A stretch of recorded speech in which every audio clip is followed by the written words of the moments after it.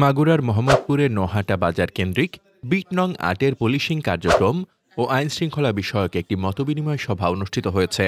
১০ December বুধবার সকালে Nohata union পরিষদ চত্বরে নোহাটা পুলিশ তদন্ত কেন্দ্রের উদ্যোগে এ সভার আয়োজন করা হয়। সভায় সভাপতিত্ব করেন নোহাটা পুলিশ তদন্ত কেন্দ্রের ইনচার্জ এসআই মোহাম্মদ বশির উদ্দিন।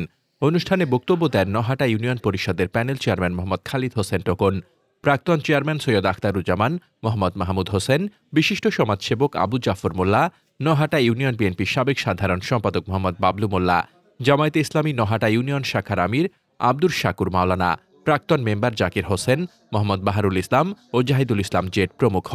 সভায় জনপ্রতিনিধি, রাজনৈতিক দলের নেতৃবৃন্দ, ব্যবসায়ী, বিট পুলিশ সদস্যসহ বিভিন্ন শ্রেণী পেশার গণ্যমান্য ব্যক্তিবর্গ উপস্থিত ছিলেন।